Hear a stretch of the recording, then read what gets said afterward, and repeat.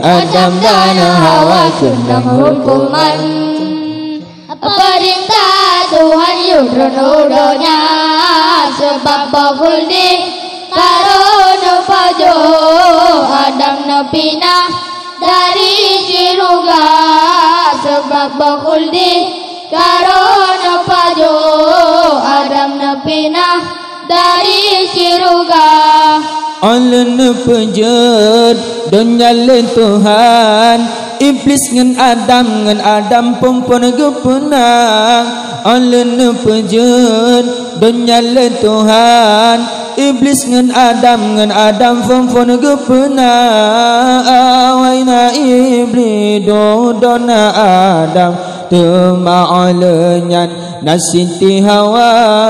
Awaina iblis dona Adam tema'alenyan nasiti Hawa.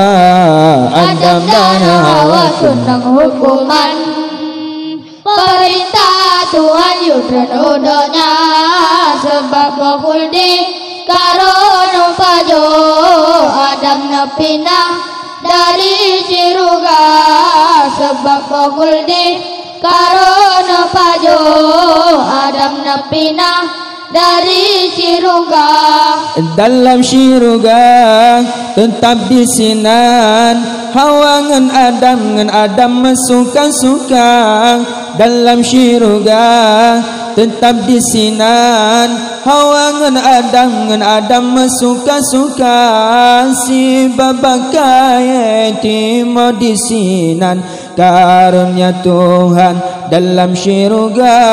Si babakai timo disinan karunia Tuhan dalam siruga. Adam dan Hawa tentang hukuman.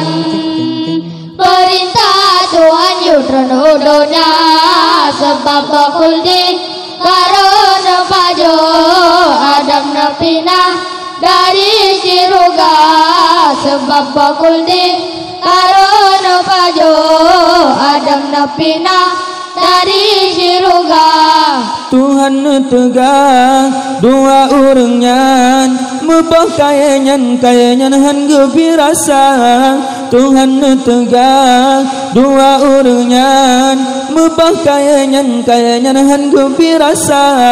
Iblis jijale ba Nabi Adam mebah kayanyan makanan gata. Iblis jijale ba Nabi Adam mebah kayanyan makanan gata.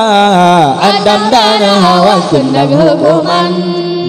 Perintah Tuhan yudronodonya sebab bakuldi karono pajo Adam nepina dari siruga sebab bakuldi karono pajo Adam nepina dari siruga.